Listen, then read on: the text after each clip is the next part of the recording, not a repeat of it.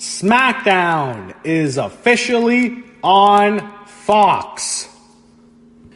And the show tonight took place in Los Angeles, California from the Staples Center. And we saw a lot of stars out tonight for SmackDown.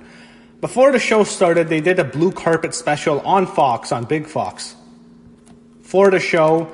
And they showed Carissa Thompson. She works for Fox. She interviewed Ric Flair and Charlotte. They showed Renee and Booker. They interviewed Big E and Xavier of the New Day. And they revealed the big new set, which is really cool. It's like this giant tunnel. It looks good, the way it's set up. I don't know if they can afford to travel with that every single week now, but it looked really good tonight. I liked it a lot. Definitely a lot better than the Raw set. And SmackDown, I think, is the A show now, for at least for the time being. They show Brock and Kofi arriving. Seth Rollins is on the panel, and Booker was talking to him about his favorite moments, and Seth Rollins brings up Austin attacking Booker T in the supermarket. That was hilarious. Go look it up on YouTube. Steve Austin attacks Booker T.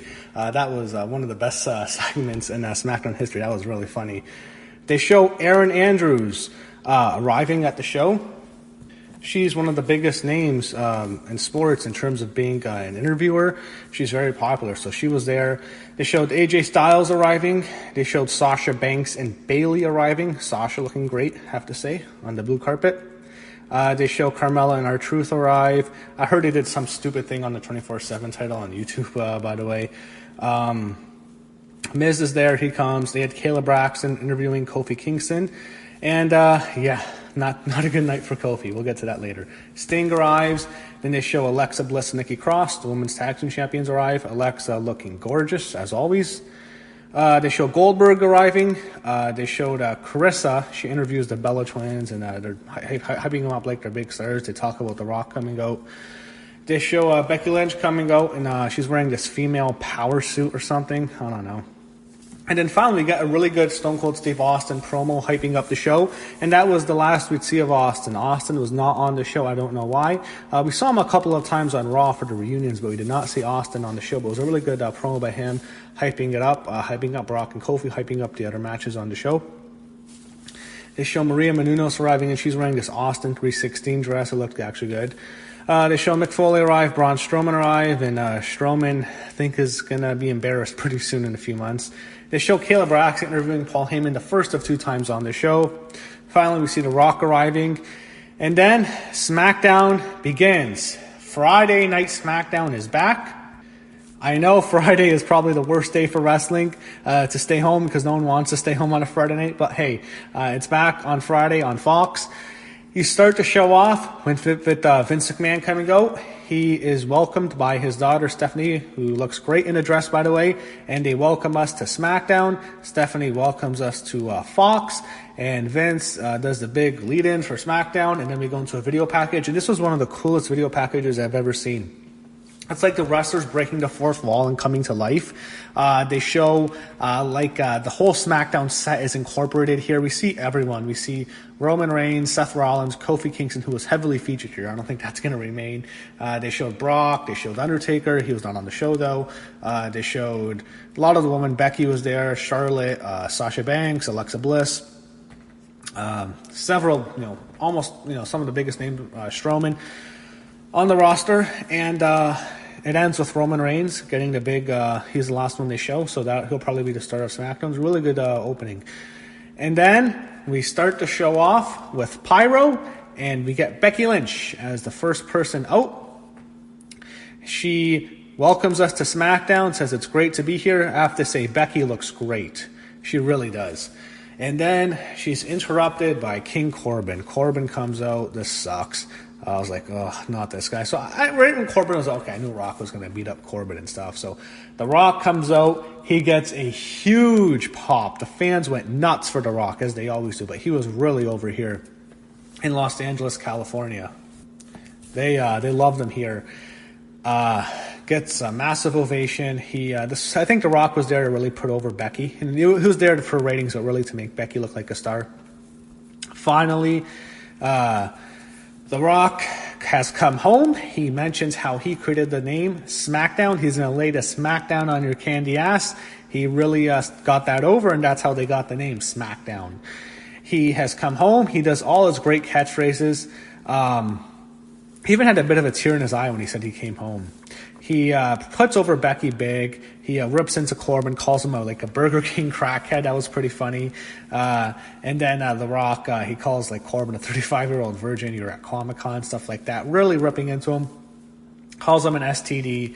And then he had Corbin interrupt The Rock, and then he says he's superior to them. Rock does the whole, it doesn't matter what you think, but instead of him saying it, Becky says it to get Becky over. They're really trying to, Becky's their top female star. They're really behind her. You can tell if they have her with The Rock here. Becky she's entertaining here, but The Rock's really the star. It went on a bit too long. I thought you could have cut off a few minutes here, but it was still really entertaining. Fans, chanted STD at Corbin. Rock's great here. And finally, Rock is going to kick Corbin's ass. And then him and Becky both beat up Corbin. Becky beats him up. Rock hits the people's elbow. Then he hits the rock bottom. And he destroys Corbin. He celebrates. Him and Becky celebrate. Rock, doing the honors for Becky Lynch here, basically.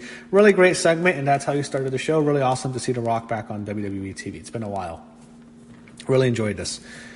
Next, we show Sasha Banks and Bayley backstage before the opening match, which the first official match on SmackDown on Fox is a tag team match with the Four Horsewomen. You have Becky Lynch and Charlotte Flair, who came out next, against Sasha Banks and Bayley, who came out after them, and they showed Trish Stratus and Lita in the crowd. So you have the Four Horsewomen here. I really want to see a Four Horsewomen Fatal 4-Way match at WrestleMania. Give us that, WWE. That needs to show the match. So they started off, Bayley takes a cheap shot at Becky Lynch already to start. Then I think Charlotte's thrown from the top rope into the barricade, so Sasha and Bayley get the heat. They're keeping Sasha and Becky away from each other. We go to a commercial. Becky wants to get her hands on Sasha. She's mad at her. Sasha taunts her. Becky and Sasha finally fight. Becky kicks her ass. She gets the better of her, hits her with the Bexploder, kicks Sasha Banks' ass. Charlotte gets some momentum. She does the big double moonsault onto Bayley and Sasha Banks. Then she throws Bayley in the ring and gets her to tap out with the figure 8. After the match, you saw Sasha Banks busted up pretty bad. She was bleeding. But Becky Lynch, Charlotte Flair, the winners. They celebrate, they embrace. We still have only 3 matches officially announced for Hell in a Cell, by the way. But you have Becky and Sasha inside Hell in a Cell this Sunday. And her and Becky and Charlotte victorious in the first match. So hopefully we get to see more Four Horsewomen matches, and we get the Fatal 4-Way at Mania. I really want to see that. Erin Andrews is backstage. She looks great, by the way. And she interviews the New Day, and she calls them the Posse or something. I don't know. It's kind of awkward. Then the New Day starts saying, how we're champions, and they cut a promo, and it was a good promo by Kofi. They seem so happy and so upbeat. But, ooh, man, I'm sure there's a lot of angry Kofi fans. Everyone want to look at Twitter. I'm afraid what the friends are going to be about WWE, but they're not going to be too happy. So, on SmackDown, you have Michael Cole and Corey Graves are going to be on commentary. And the thing is, I don't know, I thought it was going to be Renee with them, but I guess it's just Cole and Graves. They showed some legends are there. They showed a few guys there. They showed Mick Foley and Kurt Angle actually in the crowd. That was cool. Seth Rollins against Shinsuke Nakamura is next. And Seth comes out, and then he is, when Nakamura interrupted by the Firefly Funhouse, and there's this tweet I saw on Twitter. There's Fox executives sitting in the front row. They look completely stunned. They look like, what the fuck am I watching when they showed the Firefly Funhouse? So it was basically Bray creates this mini Hell in a Cell, and he shows Mercy the Buzzard murdering and killing Rambling Rabbit inside a mini Hell in a Cell. Mini red Hell in a Cell was kind of funny, so that's how they set up the match. So Nakamura comes out next. He's with Sami Zayn. You have the Universal Champion against the Intercontinental Champion.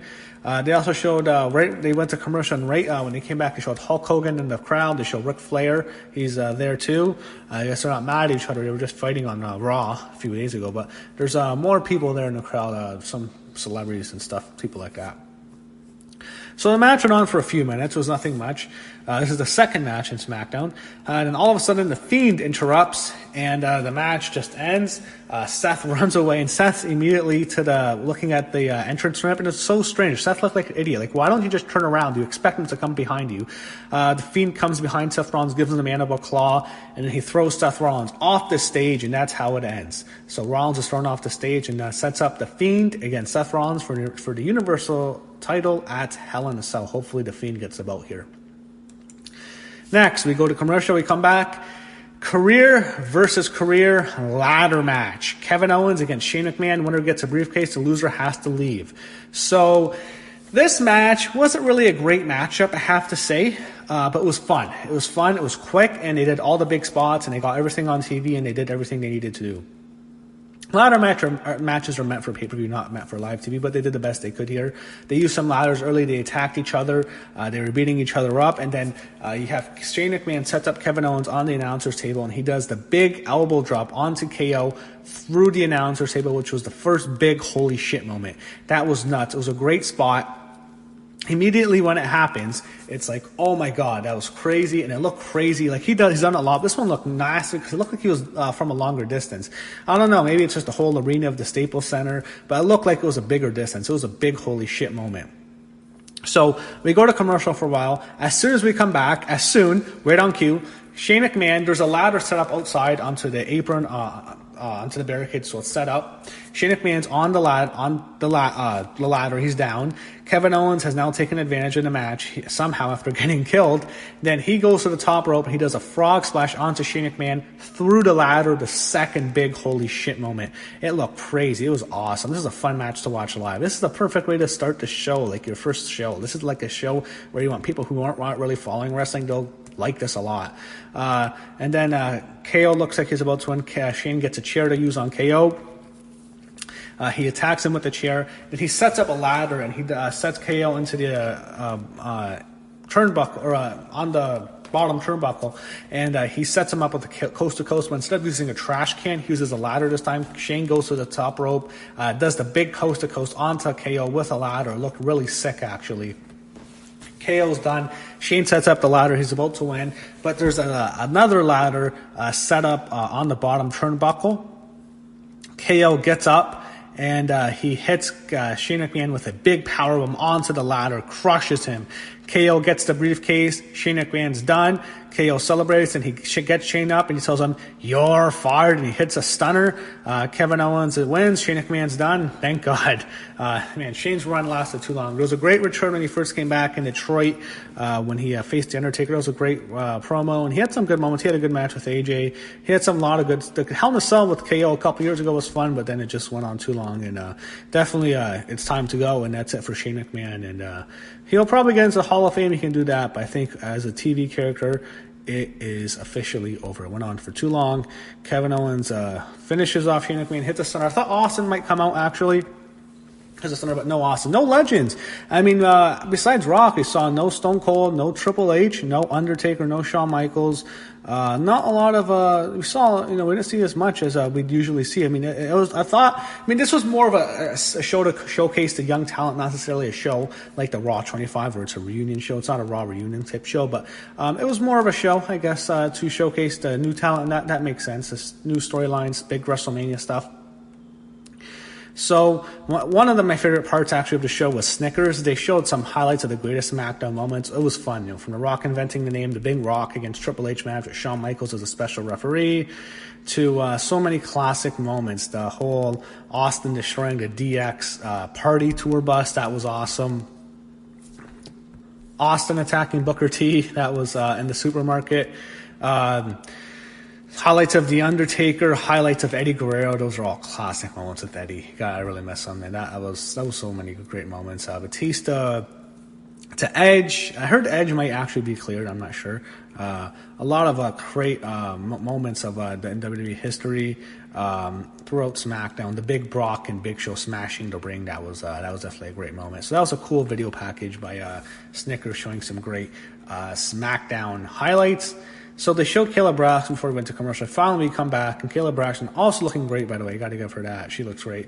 Interviews Paul Heyman, and they show the video package of Brock Lesnar killing Dominic, and Heyman cuts his usual promo. It's the second time she interviewed Heyman. And we'll remember that because a lot would happen after this.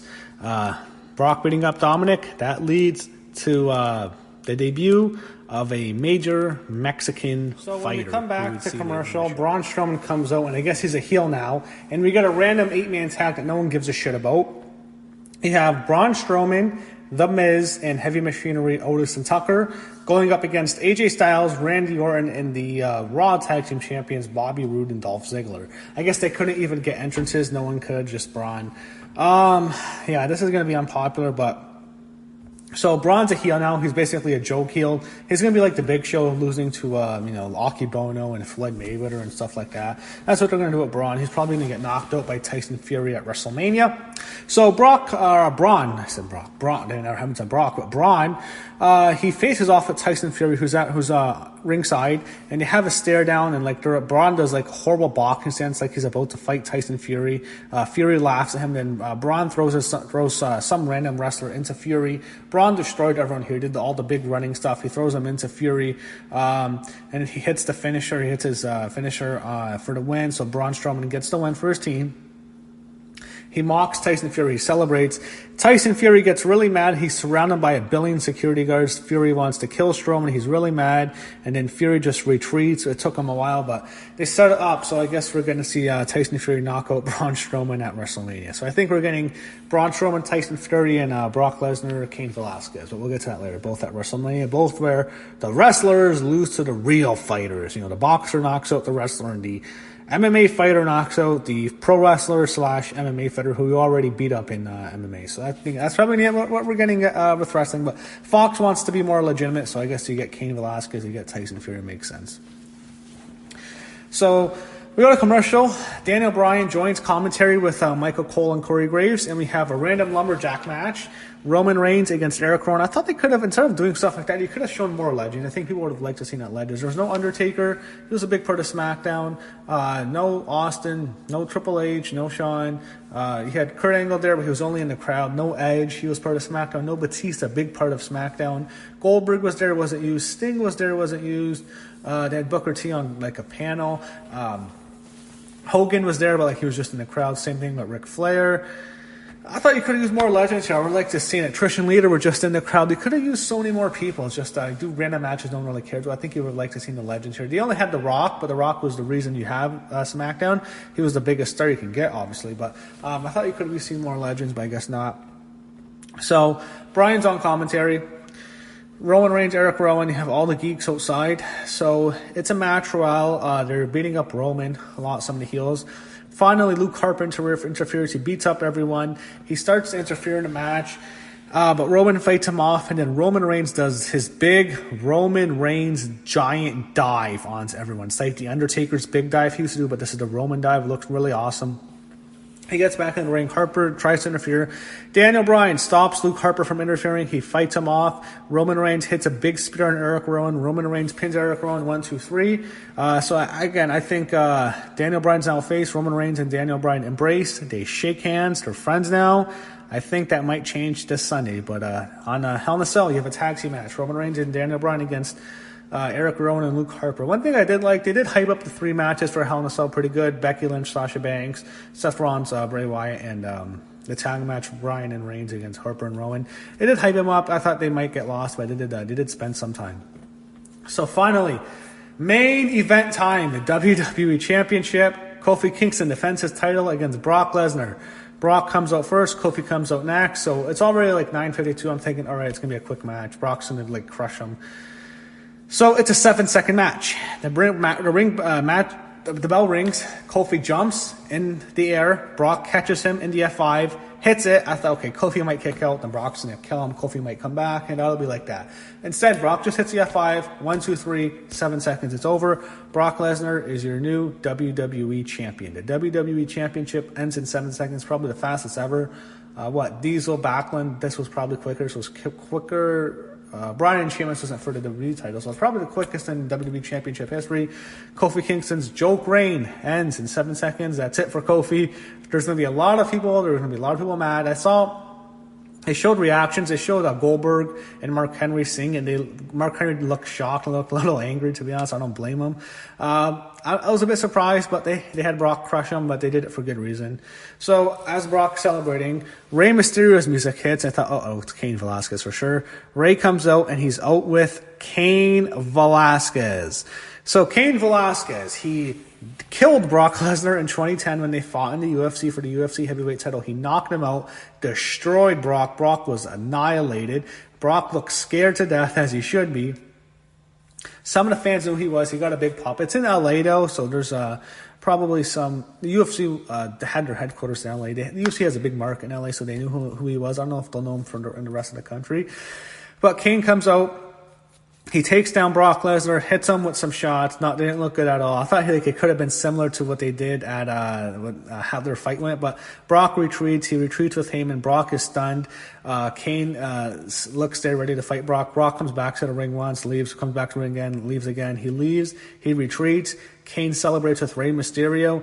Cain Velasquez into WWE. So one thing that's cool with Cain is he actually had the first fight with UFC on Fox. It didn't go well. He got knocked out by Junior Dos Santos, although he would beat Junior twice after that. But he had the big UFC debut on Fox, and now the first WWE debut on Fox.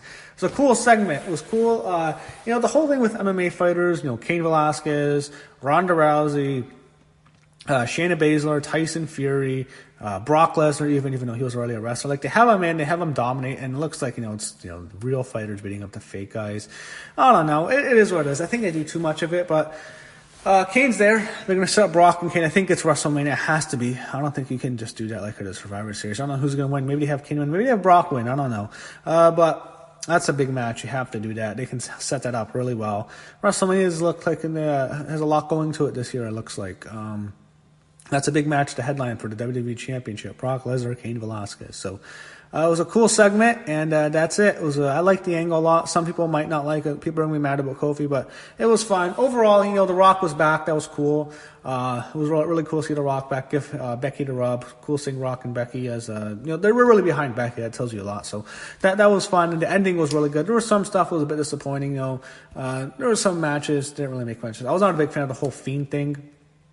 The whole lumberjack, that wasn't really needed. We could just use more legends, stuff like that. But I thought the beginning and the ending was really good. So SmackDown's on Fox. The first official Friday Night SmackDown is in the books. Felt like a big show. Felt like a pay-per-view feel, and that's it. So looks like we're getting Brock Lesnar, Cain Velasquez, maybe WrestleMania. A lot to look forward to. It was a fun show. A lot of big week of wrestling, and it continues this Sunday for Hell in a Cell when you have a pay-per-view. So a lot of fun, and I enjoyed it overall.